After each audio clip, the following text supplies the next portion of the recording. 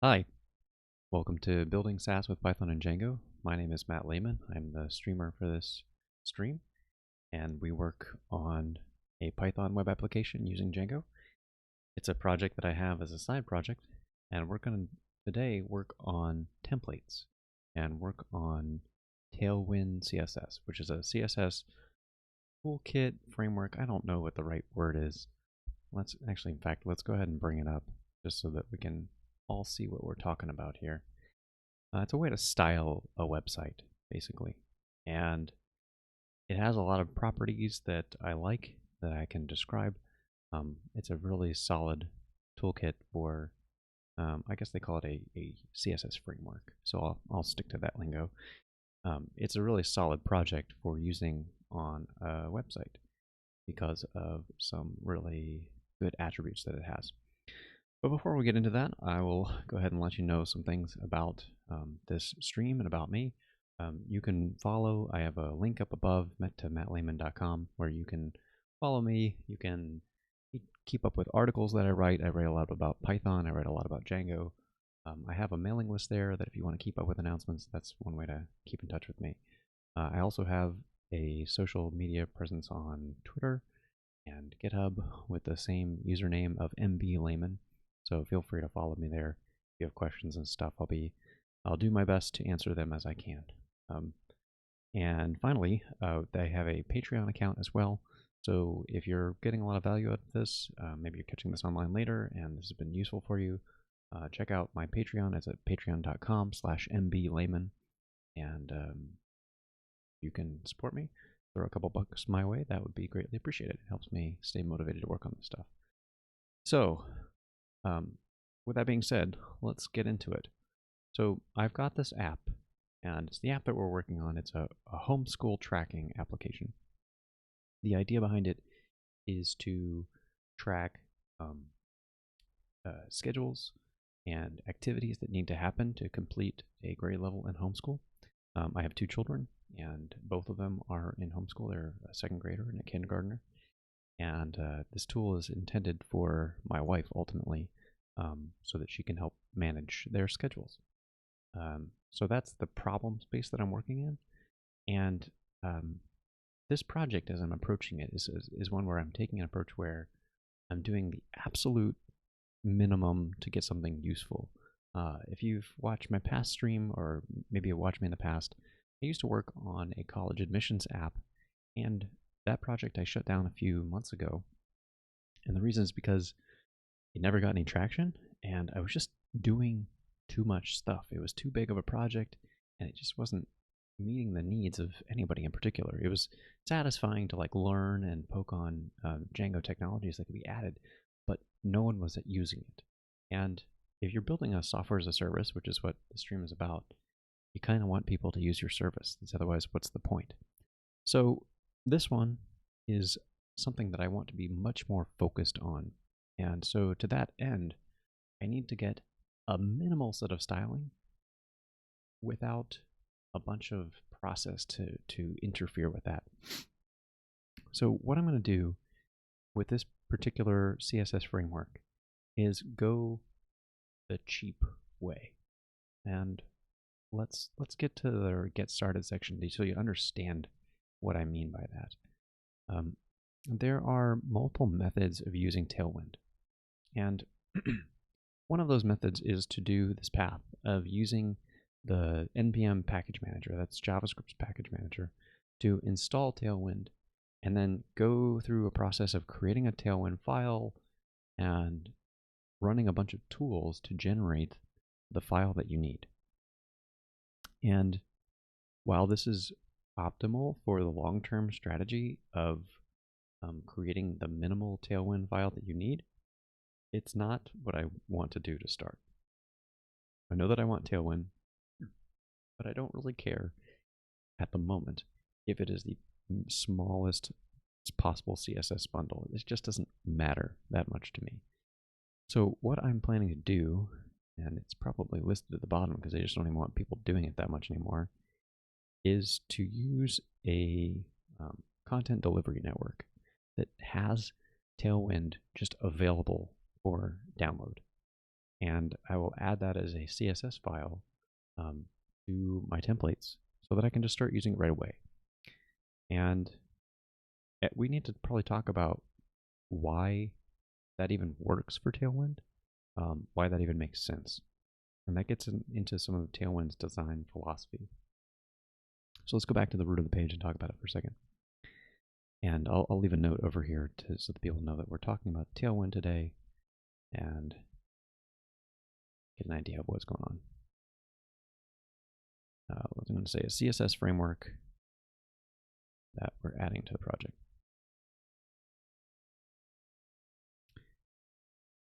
And if you have questions or comments and you want to use the chat, please feel free to do so. Just be civil. That's all I ask. Okay, so Tailwind. Why can we use something from a CDN? Because that doesn't make a lot of sense. If you have CSS experience and you've done styling before, you probably have this idea of, I need to write some CSS. I need to write my own styles so that I can attach them to the HTML tags that are in my website. And in most scenarios, that's true. The tools that are available, like SaaS, like Less, these things are designed with the idea that you will write your own custom selectors. And that is not Tailwind's approach. So the key thing to key on, that's redundant for you. The thing to notice is that this is a utility-first CSS framework. And what that means is what you get in the markup that you can see here is a lot of little classes. H16, W16, text center, blah, blah, blah. There are a lot of these things, and what they are designed to do is each one serves a small purpose. So text large, as you might imagine, means use a larger text size. In fact, we can see this from this sliding example that's going back and forth. I don't know that I can make that little graphic stop, but you can see that Aaron Linford in this example is larger text. And so they have purple, they have some gray. The idea behind this is like you use a bunch of little classes and compose them together. In fact, the better example is probably this image at the top. So it's specifying a height, a width, to make it fully rounded, so set some margin around it, and so on. So there's those pieces that are part of it. And that is a really useful pattern that I found. And the reason that it's really useful is because you're not adding your own CSS all the time. There are ways, like if you have a really common pattern, like a button that you want to use consistently throughout your site, you can create your own custom CSS class that uses a bunch of Tailwind classes to compose them together. But you don't have to.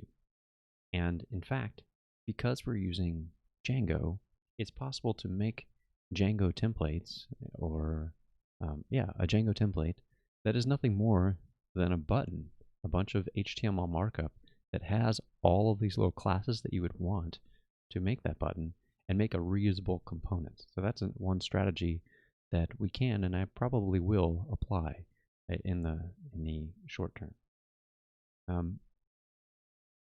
The reason that you want to install normally is because the tools that Tailwind provides will let you remove a lot of extra CSS.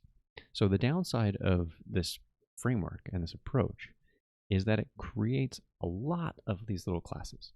And in the average website, you're not going to use all of them. You're not even going to use a majority of them.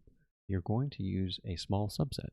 So without removing anything, without pruning anything out, the bundle size, they probably have it in their documentation. They give the value. You can see it's quite large. It's over 3/4 of a megabyte. That's a fair amount. But for this purpose of rapidly prototyping and rapidly producing a product, which is what I'm trying to do with this project, it is nice. But if you notice what it will do is if you run it through their extra tooling with some modifications to look for the CSS classes that you've actually used using this project called Purge CSS, you can trim this down a lot. And to make that, give an example, let's bring up my personal website. So this personal website is using Tailwind. I was planning to write an article about Tailwind, but I got bit by the desire to make a lot of Django posts, so I'm not going to do that anytime soon. But if we go to the page, actually, we don't even do that. Let's go to the inspector, and let's do a refresh on the page here. And there is, I've called it styles. And you can see that the entire size of my style sheet, hey, XD123, welcome. The entire size of my style sheet is tiny. It's 11 kilobytes. And that's because overall, I've got a fairly simple theme on my site, and the number of selectors that I have is not that many. So even though the full story on Tailwind is a fairly large file, as I pointed out, when you factor in all this stuff, I guess this is the original size, this is the minified size, which trims out all the comments. Looks like, wow, I'm really impressed by that. So the default configuration actually can compress down quite a lot. So there's a lot of repetition in here, and apparently the compression algorithms can observe that and do a lot of really good stuff there. So that's cool. But the point is, like, you can make smaller bundles, and if you're dealing with CSS, smaller bundles are going to be useful. But as I mentioned, with this installation process, if you want that smaller bundle, you have to go through this extra tooling stuff, and you have to add NPM, you have to add all of these other projects, and I'm capable of doing that, but I just don't want to right now because of the time and the complexity that will add to my site. So my strategy is going to be the one that's listed at the bottom here, which says use Tailwind at this particular version. So that's going to be bigger. You can see, I guess it still compresses pretty small, which is nice. So maybe there's really not a lot of downside. I guess they do highlight there are some big downsides, like the inability to customize, and this apply thing is when I was talking about earlier, I was talking about making a button that you might want to use universally. You do that with apply, and there's some other features that are more specific that I actually don't have a lot of knowledge about, but it looks like you can use those. So I recognize that I'm making a sacrifice by using this CDN, but I just don't care. Okay, that's a lot of words to describe what will be like one line in a template file. So let's get into it. So offline, I've been working on this project because my wife would like to make use of it. The current software that she's using is having some reliability issues. So I've already done some initial legwork to get templates going. And I'll take a step back so you can see what that looks like. It starts with the settings file. You have to point to your templates. Templates can live in the anywhere you want, really, with this directories or DIRs option in the template list here. But I am specifying a directory called templates at the root of my project.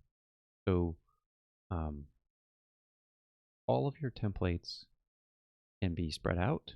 It can be put in individual applications. And as a reminder, Django is project is the topmost thing, and applications are the components that are in that.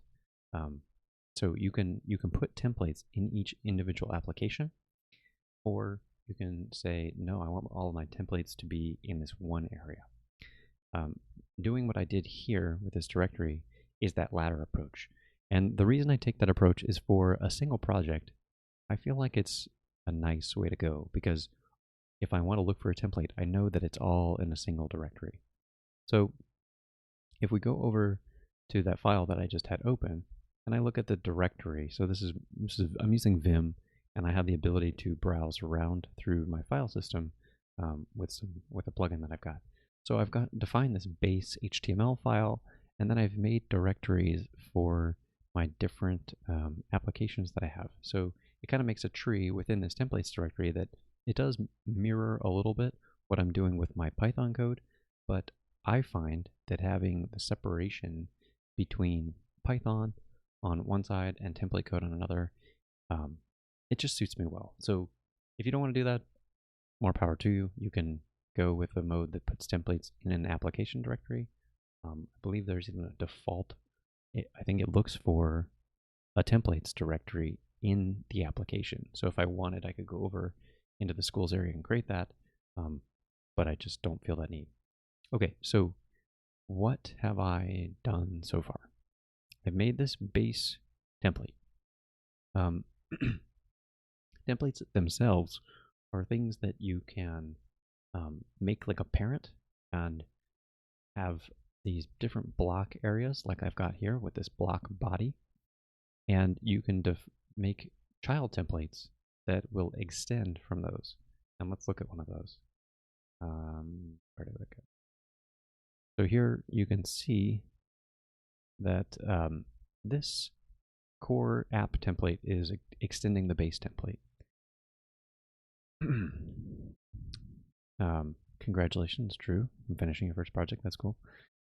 And XD, let's see. You have an e-commerce store.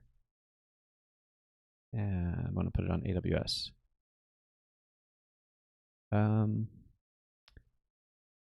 All I know how to do is turn off debug mode. Yeah, if before you get to deployment XD, you should check out the Django documentation has a deployment guide that that will offer you through walk you through the steps that you can run. There's also a check command.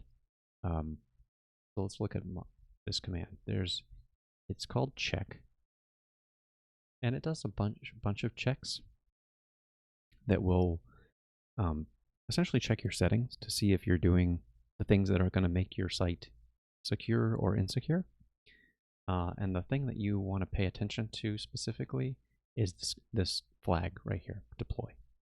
So if I run that right now, it'll probably fail because I'm running in a local development mode and there's a bunch of things I could do. And it's warnings about security settings you might want to turn on, middleware that you might want to turn on. Like you can see I'm running in local development, so I have my debug on and it's saying, whoa, whoa, whoa, don't do that. That's crazy. And it is crazy because you will leak information if you have it on in your production environment. For your e-commerce store, XD, you're certainly welcome to go down AWS. But if you're fairly new to this whole process, I might nudge you towards platform as a service like Heroku. It's actually what I'm doing for this project. And the nice part about Heroku is that you don't have to understand all the ins and outs of deployment initially, because while deploying to AWS sounds like, oh, I can do that, and I'm sure you can, given enough time and research, there are a lot of pieces that you might not be aware of. Most jobs list AWS. Oh, okay. I got you now. All right, so it's more of a learning exercise for you. In that case, more power to you. You might want to check out, there are various deployment tools that you can look into. A good one is Ansible, that can connect to AWS and deploy your code there. There is SaltStack, which is another tool that can do deployment to Amazon. There are also a bunch of Amazon native tools that you might have seen. CloudFormation is one. I mean, it's a pretty deep rabbit hole to go down. So I wish you luck there. It's an interesting path, and it's one that will absolutely help you on your resume, but it's going to be a lot of work. Just be aware of that up front. Okay. The other one was called Ansible. It is like so. Ansible is an interesting project where you have your code locally, and Ansible is a tool that will SSH, do a secure shell connection to your AWS machine, and transfer some code over there and then run all of the commands that you might need to do, like turn on my Python server, turn on my Nginx reverse proxy, set up my certificates, open these ports, etc. I mean, there's lots of stuff to do. So it's a task-oriented approach that kind of runs things from top to bottom. And that is one way to go. Okay, so let's get back to some template stuff here.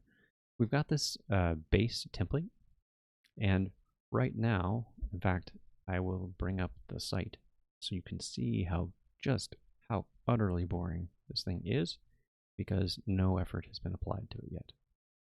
So I made an index page, and it says homeschool app, and it prints out the email address of the user account that I'm logged in and gives you a logout button. And we can look at that bit of code. It's right here. There's the H1 tag. There's that. So when you're doing a template for an individual view, you don't want to have to repeat a lot of stuff. So if I was doing this and I didn't have a base, I would have to repeat the HTML tag, the head tag, the body tag, all of those things that you learn when you first learn HTML and need to be there, would be repeated on every site if you didn't have some ability to extend. So what we're going to do is we're going to, well, actually, before we do that, let's take a look at what it generated. So when the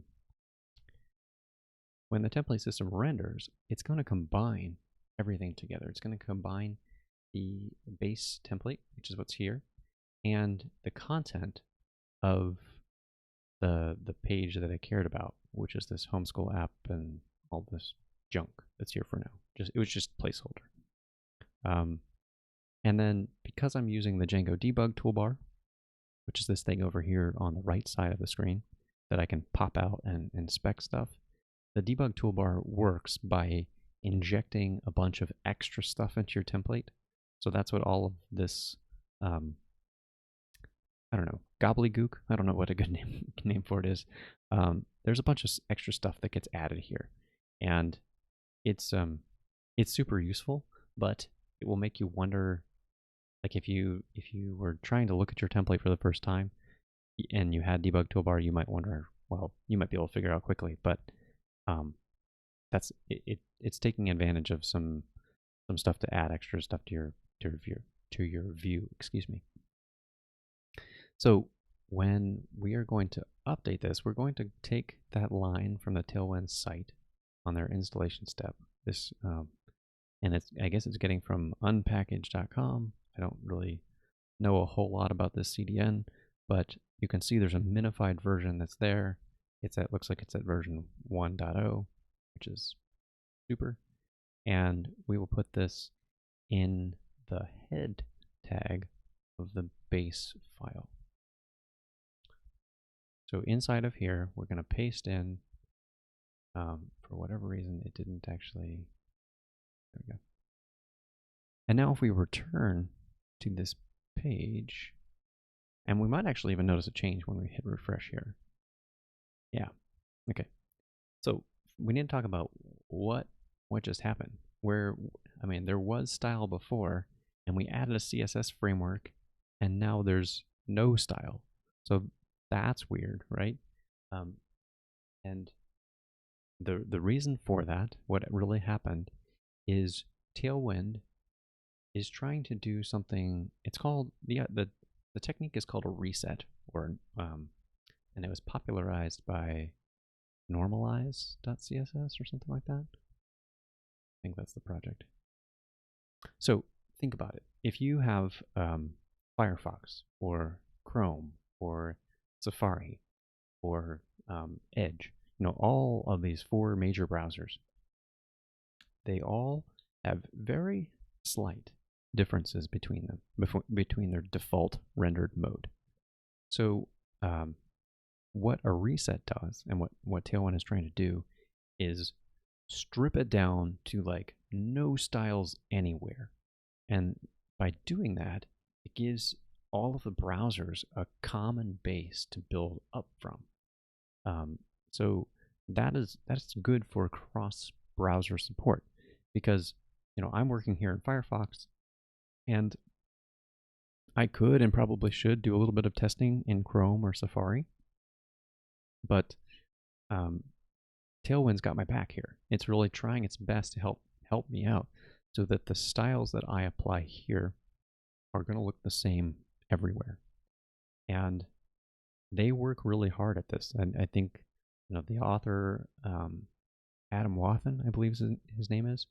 If you go look at the Tailwind repository, the kind of issues that show up in Tailwind are not only can I have more features that do this or this or this or whatever, but observations of, hey, Firefox did this weird thing over here and it was different from Chrome, and is there a way that we can fix that so that things will look consistent across all the browsers? Because that's a big feature that you want. So with a single line, we've got our new layer to add, and now we can start to build it up. So we need to figure out what it is we're going to style.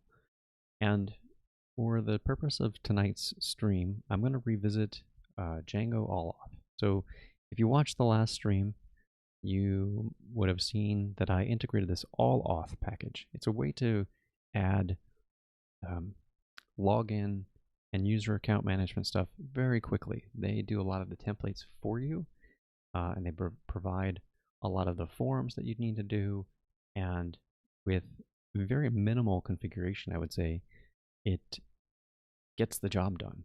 In fact, it added more things than I wanted, or it added things that I wanted that were going to be hard to do in the default configuration.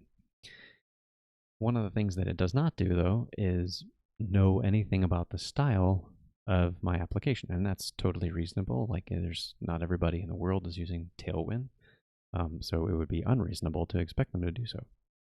So they provide templates, and they've got documentation on this to say that here are the templates that you'll see. So if we go over, let's go to, where should we go? Let's go to Logout, and I don't know why that didn't redirect after that. Whatever. That's something to check out later. Go back to the login page. Do not click it. Log out. Curious. What's going on? It is not logging me out. Why not? Log out.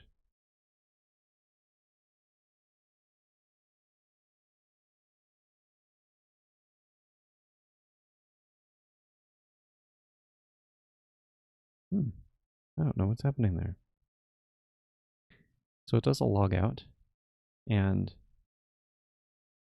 I believe the logout view is supposed to redirect me back to another page, but it did not appear to do that. That's really strange. And even more strange is that when then I go to log in, it thinks I'm still logged in. So something happened, and that's not good. Well, my hope is to style both of these pages. Basically, I want to provide simple little form user interface, and I was hoping to show text boxes that had essentially nothing in them,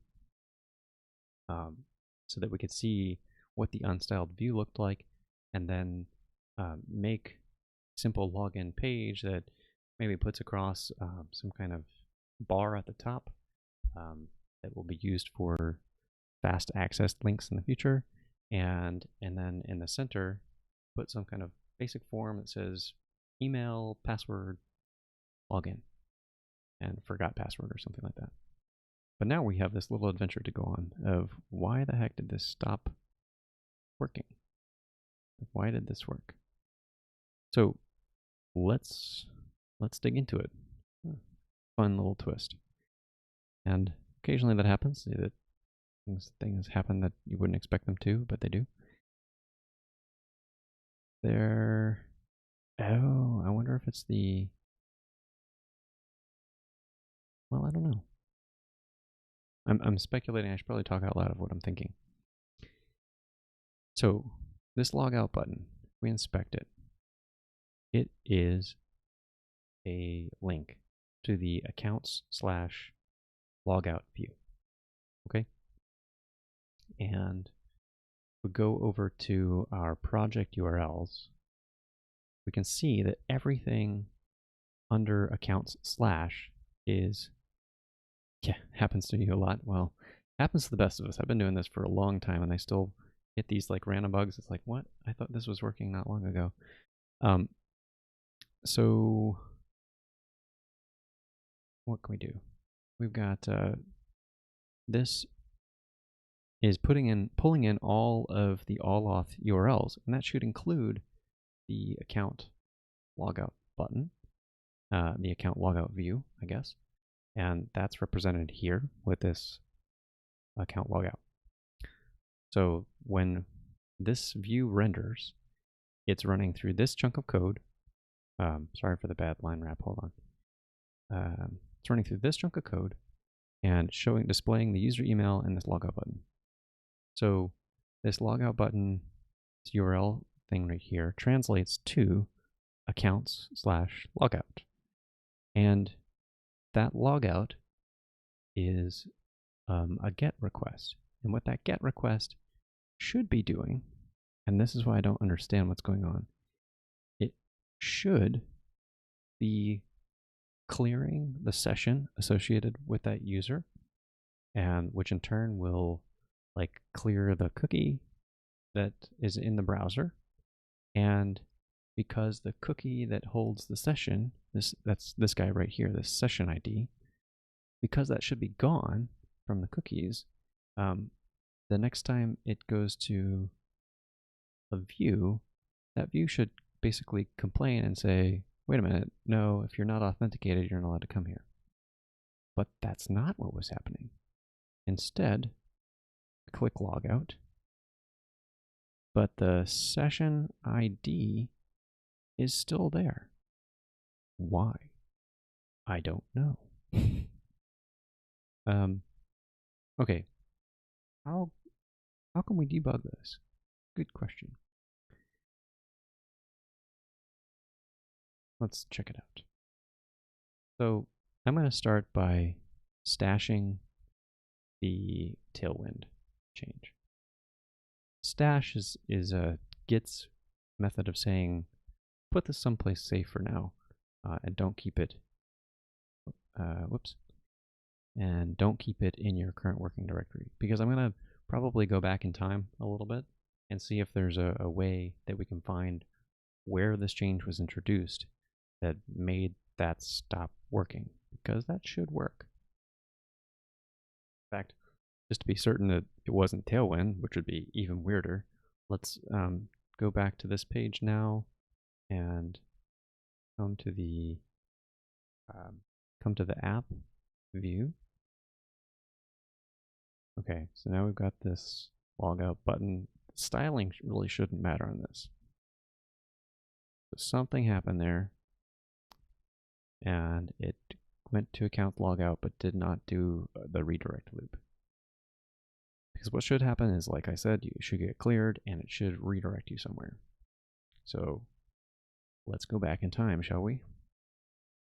How far back should we go? I was working on a bunch of other things that really shouldn't affect them. There were model changes that shouldn't be a big deal.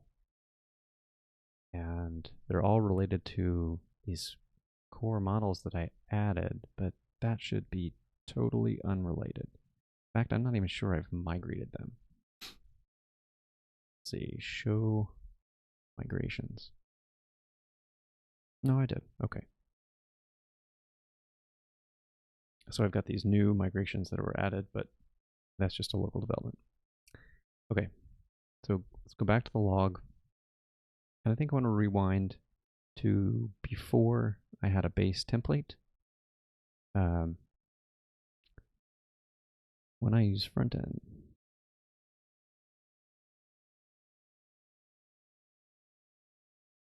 I write the, to answer your question, the front end code is going to be Django templates. They're going to be one and the same. So you can, and I don't know how fully to interpret your question about keeping them separate, but I'll try.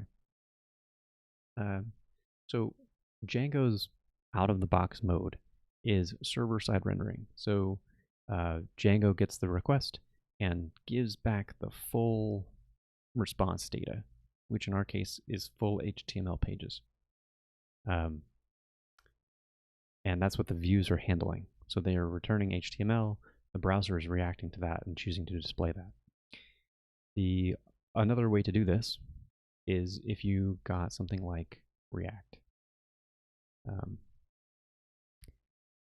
So React is a JavaScript library, and you define stuff in JavaScript side, and you render it, and all of that. So if you visit the homepage of a site, the first thing that your browser will do is actually download the JavaScript, and will give you a web page. And from there, the JavaScript will then call to a backend. And that backend has a different job than Django is doing right now. That backend's job is to return data in a machine-readable format, usually a format called JSON. And it will display that. It will infuse that data into the JavaScript application. I don't know if that makes full-on sense, but this model is fine, and there's a lot of businesses that use this model heavily. But this model is more complex because now you have to worry about basically two apps. There's a JavaScript client application, and then whatever you write your backend in, which can in fact be Django, by the way. Actually, my company that I work for uses that model. There's a JavaScript client written in AngularJS, which just happens to be a different JavaScript framework, and has a Django backend that is providing data APIs. So it totally works, but if you're a small one-person team, it means you're going to do double work. You don't have people that are able to handle the client stuff and able to handle the backend stuff. You have to do it all. So I have found in my experience that Django works better for small or one-person teams because it's all there in the same package. Hope that answers your question, XD. Okay, back to the problem at hand. So something got broken, and I don't know what. So let's go back to this point in time. I guess this introduces an interesting aspect of Git as well. I'm using Git for version control. Yeah, I might get to Git bisect if that helps. But I just need to find that first bad commit, and yeah, but that's totally the route I will take if this works. So I'm going to do a Git checkout of that particular commit. Yes, the templates, exactly. The templates are the front end, essentially, in a Django app, traditional Django application. So I have checked out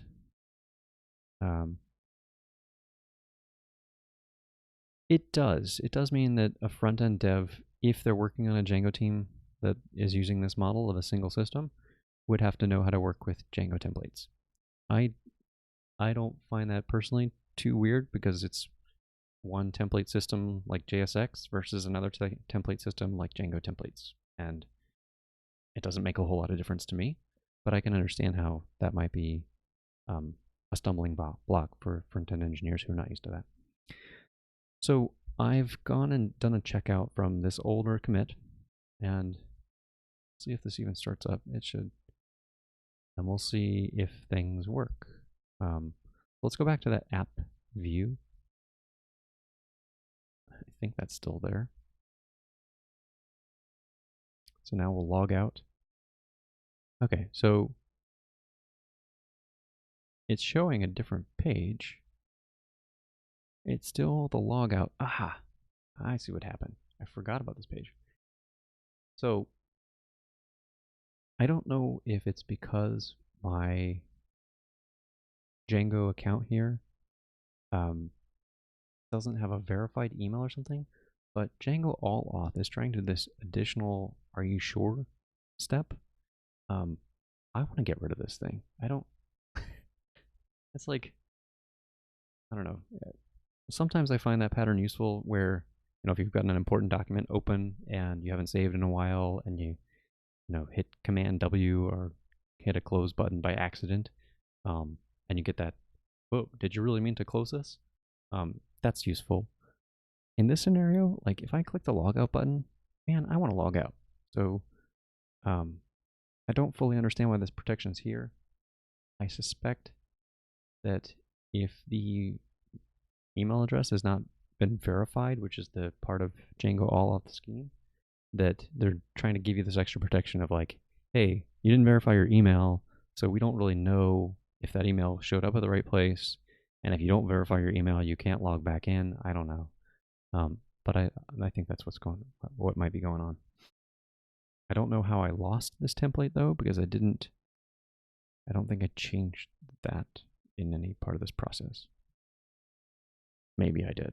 I don't know. So let's open up the Django admin.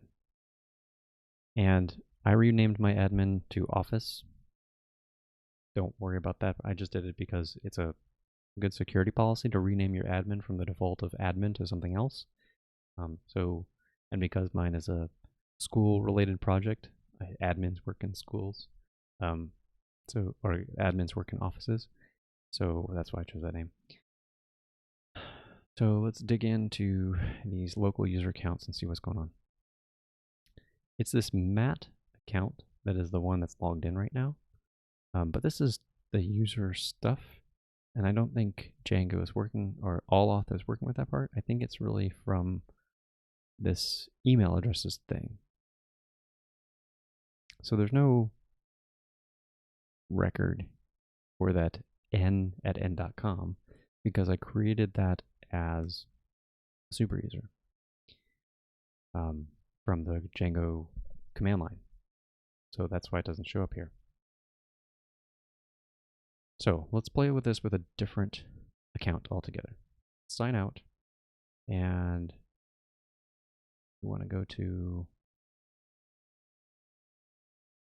accounts, sign up, and I want to say, let's call it a logout test. Logout at test.com. Okay, so now we have our user, and we'll check out the admin in a second. Let's hit this logout button. And it's trying to give us this thing that says, are you sure you want to sign out? And I haven't clicked that yet. So I want to go into, what I'm going to do is I'm going to try and confirm this theory that it has to do with verified emails. I'm going to go in to the admin, and I'm going to manually flip the email that was associated with this account from unverified to verified. And then I'm going to try and sign out again and see if that will do the job of signing out one step. If that's the case, I still might want to turn it off temporarily, but then I'll know what All Off is trying to do here. I think it's trying to be helpful in case somebody made a mistake when they first created their account. So let's go ahead and sign out. And I want to go back to this, but I'm not going to be logged in. So I have to log in with the admin account. And here's the thing I was talking about. So it's now created this new email address, but notice it's not verified. And that's because the verification step goes through, it's intended to send an email, but the way this is configured right now is the email backend is the console. So rather than actually going out to someone somewhere, it dumped it out to my console where this is running. So clearly that's never happening. Unless I guess I could have visited this myself. Whatever. So let's open up this record and we'll change this to verified. So now this thing is properly verified. It kind of simulates clicking that email. And I've logged out. And over here, I'm going to log back in. And the name of the user email address we said was logout@test.com. And I've got a password, kind of a dummy password that I use all the time. Okay, let's do the, don't worry about just what happened there. Okay, here we're now in that app view. Now I'm hoping that clicking logout will in fact log out in a single step. No, it didn't. Okay, so that's annoying. If that's a behavior for a confirmation of logout, I want to turn that junk off. Let's come over here and check out the configuration.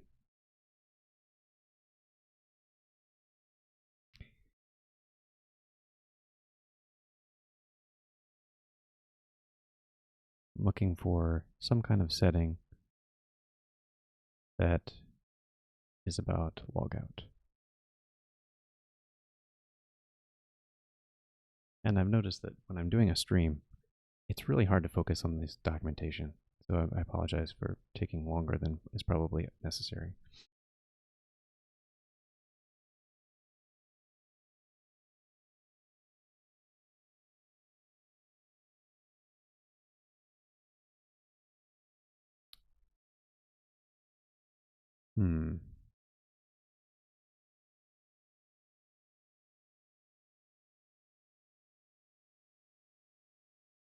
Okay, we're getting to log out specific settings.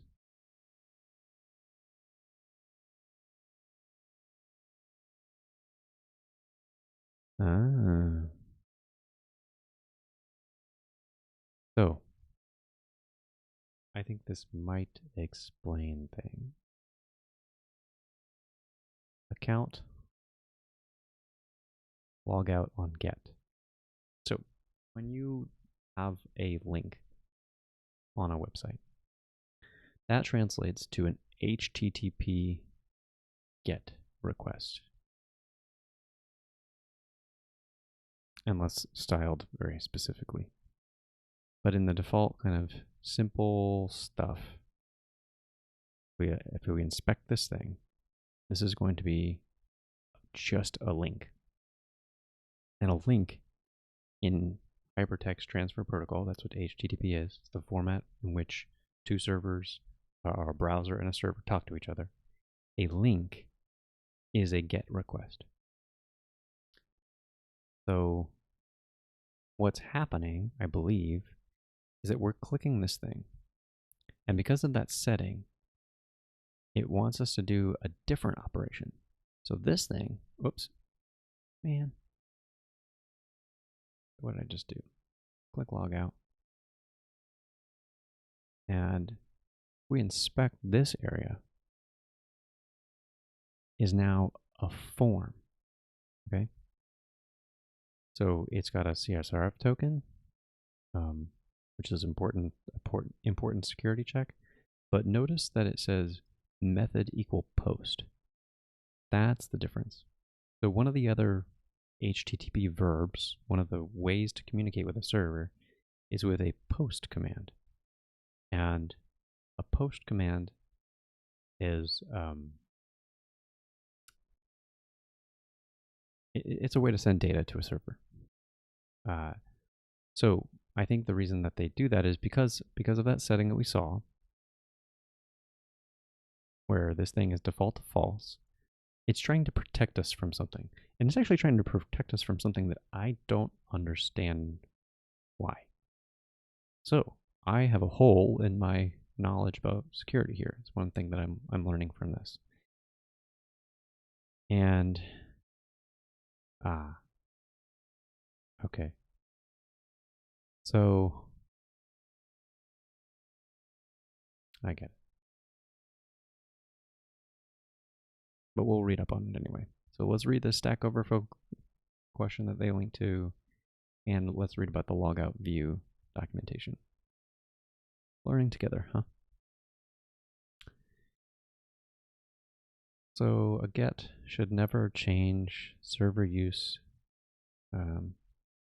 or never change data on the server, use a post. So, okay, when we're doing a logout, and the way that our logout is configured is with sessions. And sessions, I think in their default mode, that's how the server identifies you as you. After you've logged in and proved yourself with a password, it gives you back this token that says, hey, anytime you want to talk to me, provide me with this ID. And it puts that in a cookie. Cookies are a feature in HTTP that every request will send that data. Cookies sometimes get a bad rap for being used for tracking, and that's not great, but they are also extremely useful for doing this kind of authentication where you want to be able to have a secure kind of exchange back between two servers, and you don't want to go through the re-authentication and authorization process every single time. So the cookie is basically your ticket that says, hey, here's proof that I am me. So when we're logging out, the session is modifying some data in the database probably. It's configurable, but I think the default is to use the database. And should be clearing that cookie. Both of those things are kind of changing the state of the server. And this Stack Overflow question is saying, that's not great. And they give an answer why. It has to do with the specification, and it has to do with being idempotent, which is a big software term that I don't know if I want to get into that tonight, but basically it's not the thing that you want to do when you need to modify the state of the server. So I think what's happening here, if we go over to the documentation for the Logout view, is it's trying to give us a second chance to do this properly with a post request instead of a get request.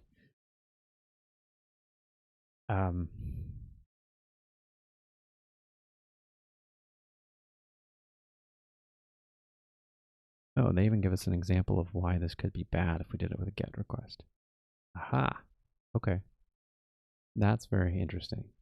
So someone who's being super sneaky, if you have a get request, they could log you out of your site with something crazy like this image request that has the account logout as it.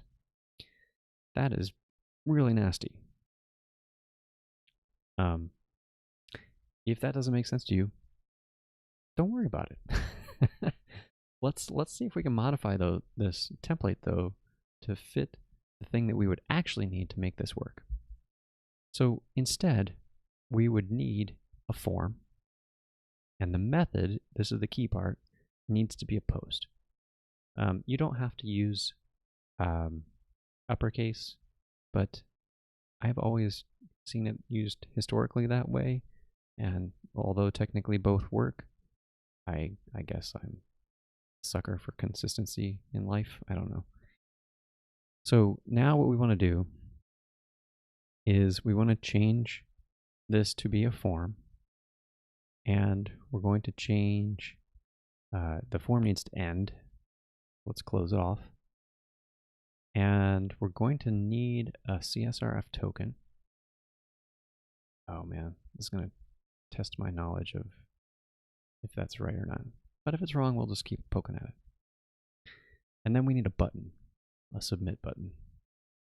Essentially what we're trying to do is replicate what they did as a backup here to give us the same kind of guarantees. So we need button type submit with a sign out styling. And this is not Django specific stuff, by the way. Part of it is, but forms themselves are not Django specific. This is HTML.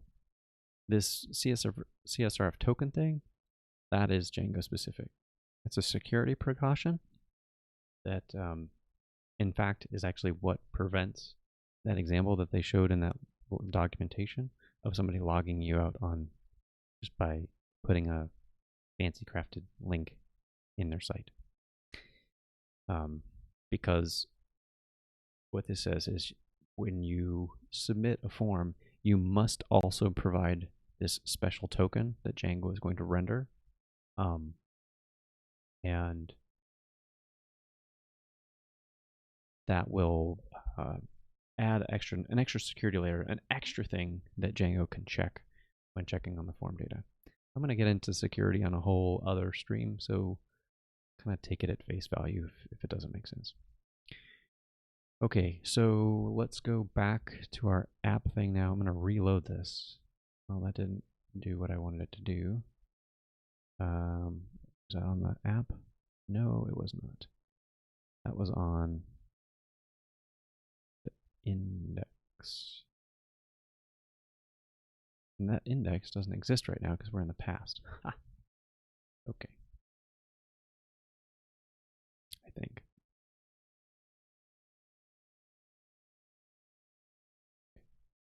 Put that there.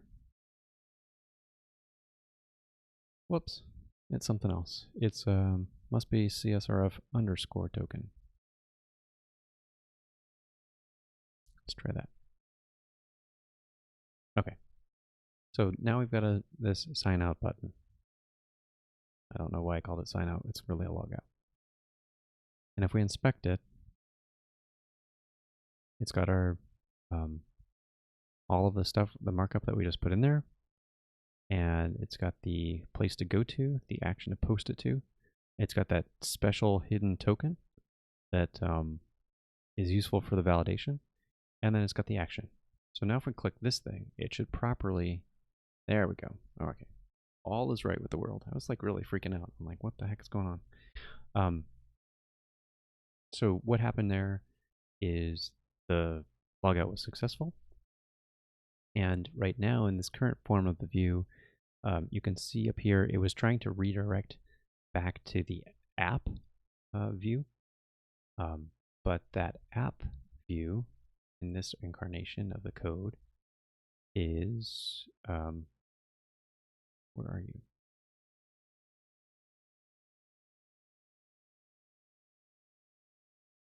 That app view is protected by this login required decorator.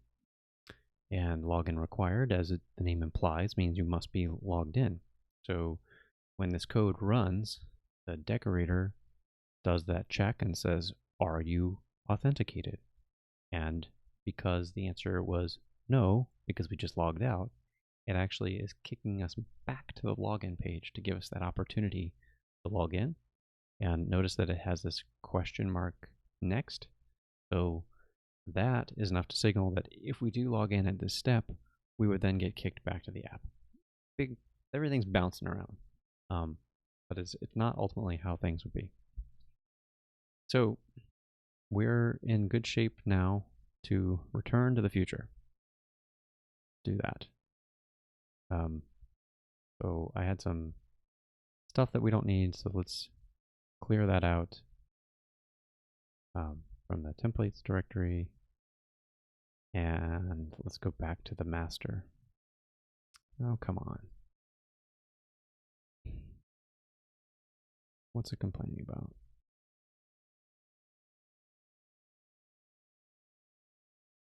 Please remove them. Man.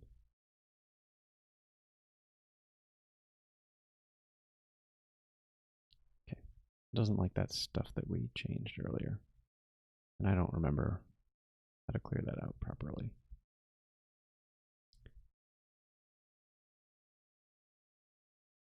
How can I tell Git to just shut up and do what I want? I've done Git for like a decade, and sometimes it mystifies me on what it expects you to remember.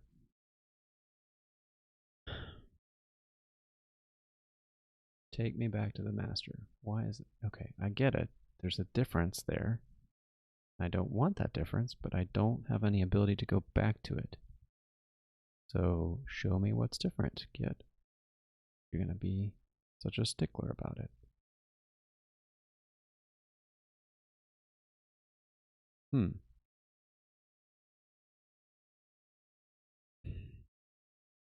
Okay, it's calling it an untracked file. So I'm going to nuke it. Get out of here. And now we should be able to go back to master. All right. Whatever. Okay, so coming back to our original problem now. The index view that we're in, that we want to be in, it can't use this thing to do this logout. That makes sense now. So we need to switch this to what I had just a minute ago, which I thankfully still had in my paste buffer. And we can delete this line. So I'm going to change that word to logout. And where else would this apply?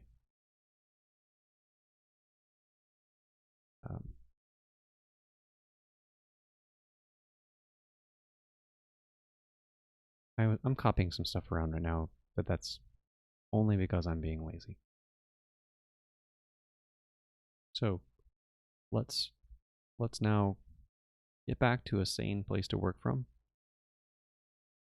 and try things out.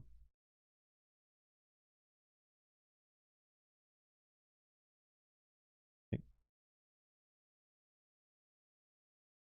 So let's log in as my admin account, just because I feel like that's the right one that I want to have around. I guess I didn't need to do that over there. And let's go to that app view. Whoops, had the same brokenness from before. I pasted it with the broken version.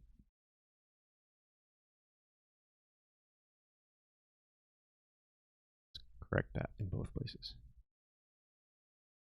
And I'll factor that code out later to make one common template that has that. I'm just putting it in a couple places because I don't remember which one appears on the other side. So we refresh this thing. I'm using Vim. So Vim is kind of like, I don't know if you're a Star Wars person, but there's this thing in Star Wars where a Jedi, or someone that's supposed to be a Jedi, is supposed to, in the lore of it, they're supposed to make their own lightsaber. And their lightsaber is like really baked into some aspects of their identity as a Jedi. I feel like Vim is like an editor that would be the equivalent of a lightsaber. It is something that is, at its core, if you like get Vim out of the box, it is super stripped down, very powerful, but comes from a different era in computers. So it's not the most friendly first experience, but that's how I learned when I got out of college. That was back in 2006. My first job, Vim was the only real option on the environment I was working in. So sink or swim, right? But as I've used Vim over the years, I have layered on plugins and tools that have made it work well for me. So what I'm comfortable in. It's not intuitive at all. Yeah, I hear you. It's very yeah, once you get to know it and appreciate some of the speed that you can edit with, it's really cool. But for any new developer, and I'm a Vim diehard, don't get me wrong. Any new developer who's coming at this, I point them to something like VS Code, which is a much more friendly tool for someone who's starting out. So if you want to make your lightsaber someday, try out Vim. Give it a good shot. It's really powerful. But use what works well for you. So here we are back at the app, and now we have a logout button. So hey, it worked, and it didn't do that like extra prompting page, which is what we want. So I think we're in real shape to do this now. And I can log in. I think n@n.com is what I used for the admin account. Yeah. All right. Let's get back to Tailwind, shall we?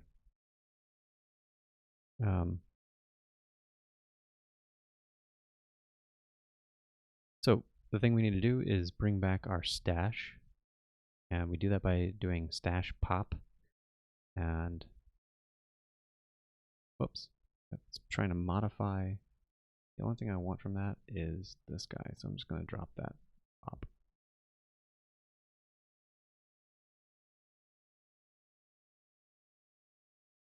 Templates core.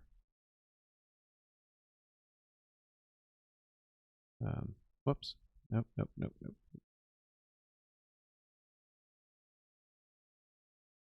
Okay. So now we have Tailwind back.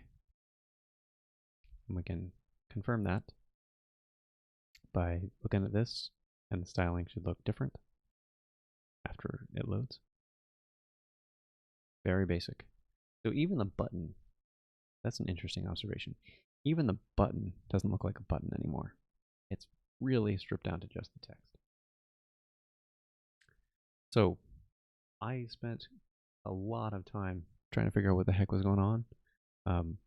We did figure it out, so hooray for us that we got back to a place where logouts work as they should. Everything is sane in the world. So, but I do want to figure out how much I want to bite off tonight. I don't want this to be a 2-hour stream. I don't have the kind of time for that, unfortunately.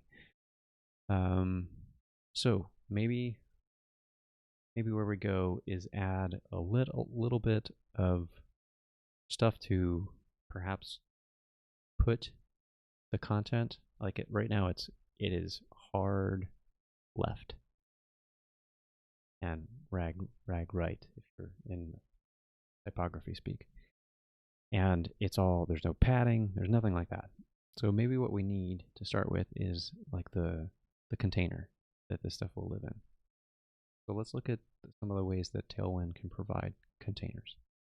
And I want to say there are some container classes that we can use. And what does this do? So the container class is for, man, how deep down do I want to go with this? There's responsive design. Okay, responsive design means a design that, and actually we can see it from the Tailwind site itself, as you resize the browser, it adjusts, tries to adjust based on how big this is. So if you're coming at this from a phone and you're on a mobile size, everything will look right. If you're coming at this from a fully stretched out, and you can't even see that anymore because it goes off to the sidebar that I have, things start to look differently. So a responsive site is able to react to those different conditions. And in the lingo, those are referred to as breakpoints. And here are the breakpoints that Tailwind has by default. There's a small, medium, large, and extra large breakpoint. So I think the size that I have my browser at right now is considered the large breakpoint. And what the container will do is it will set the maximum width of your stuff so that any extra you have will be auto-margined, so that the left and right will take up the right amount of space. So we're going to, or actually maybe that's not true. Maybe they have the MX Auto, but we'll do that. So we can follow suit here, and we'll go to our template, and we're gonna apply this change to the base template. Let's go back to that. And I'm trying to think if I want to apply this on the body tag directly. I feel like that's gonna be a bad idea, but let me think through that.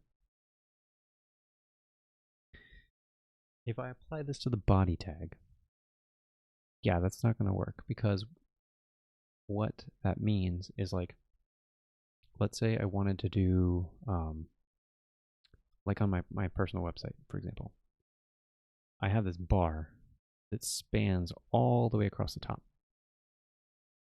If I make a container, then everything inside of the body, or sorry, if I set the container on the body, then everything, every HTML element inside of that body will be constrained on these boundaries that we have.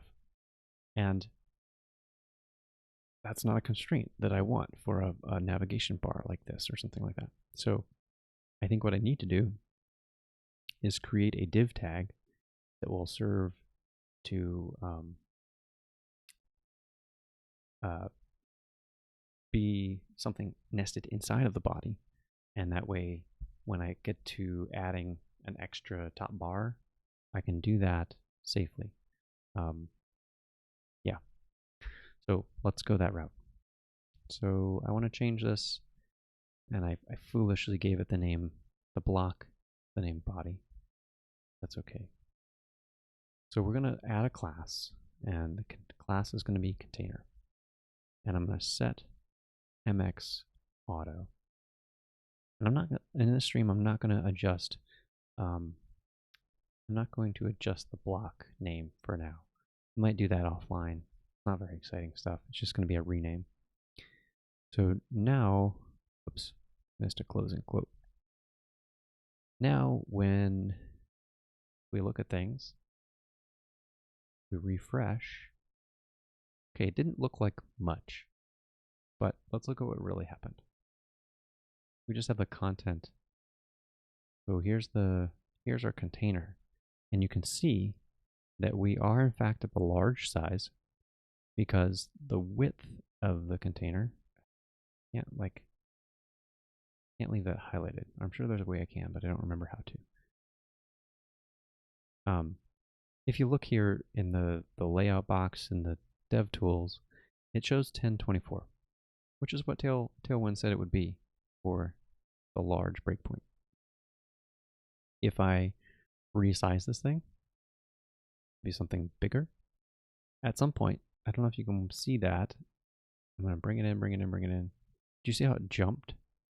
It's that jump that's the moment at which it's switching breakpoints. Okay? So it's switching to 1280 at this size, and right now this must be my browser is set to right at just above 1280, but as I start to stretch it out more, that auto margin is coming into play. So in fact, let's make this so you can see it, and let's say BG is the color, and we'll say red 400. I think that's the right thing to do. Yeah, okay. Now we can actually see it as we're doing this. So there's the breakpoint all the way expanded out. It just shrunk down to a different breakpoint as I got it smaller. And if I continue to shrink and shrink and shrink, it keeps trying to adjust based on the size. And then when it reaches the mobile size, it's like just trying to fill up the full width. That's what's going on with the container. The other thing that we should do is we don't want all of our elements jammed together. Let's get rid of that red. So I think I want to provide some kind of padding all the way around. So padding is with P, and there's a bunch of different numbers you can use, but let's try padding 8 for now. See what that looks like. Okay. And we still can't see it, so I'm going to leave that background red in there for just for a little while, just so we can see it in contrast. So now the content that is in this template is padded on all sides with a padding 8. And they have a scale written up on what the different numbers mean. a smaller number is less padding. They go up to as much as 64, I think, or something like that.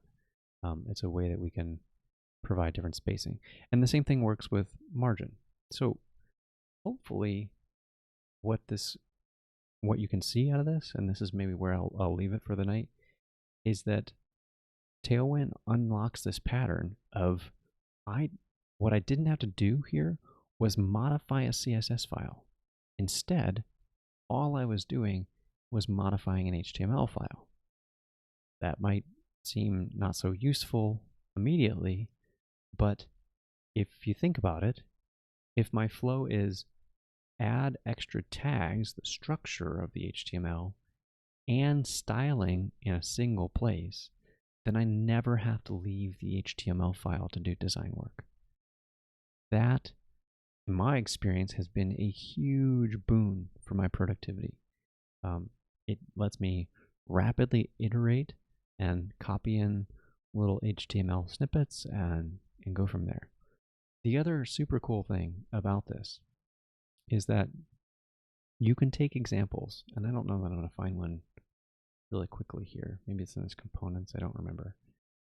But you can take some of these examples, and I mean, you can see some work has been applied here to make some nice placeholder text and add this little text above it and do some rounded edges and nice some grayed out effects and some mouse focus effects that happen. And there's a lot that's applied here. And because, and like, in fact, this has also like been made to work as a responsive design input. So if I take this whole thing just for demonstration purposes and copy it and paste it directly into one of my templates, go back to that that app template, and that should be over here. If I paste it in here, that doesn't look right. Oh man, it got rid of my form. I don't know what happened there. Okay, whatever. If I paste that whole bit in there, and then we look at it, it's going to have the exact same style that was from that layout. What's going on here? I'm in a different area. Where did that template go? I'm trying to find that input button.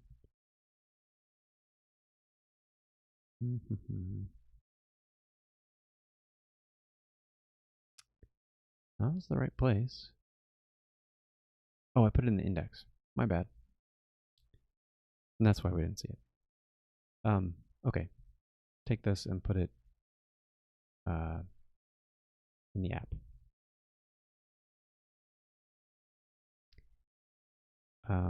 Like that. Let's see if it illustrates my point. Let's reload this thing.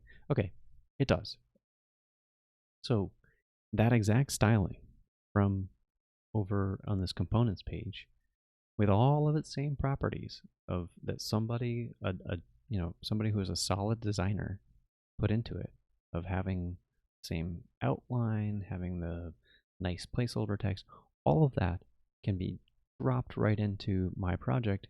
And because Tailwind is using with these utilities that are common to everybody, that means that I can benefit from the work. So if I find a snippet of Tailwind stuff that I really like the look and feel of that, I can take that snippet, bring it into my project, maybe tweak it a little bit if I want it to work with slightly different colors or whatever, and go. I mean, assuming of course that it's cool to do that, like if it's a site that you can pull from, like you can with this open source listing of components.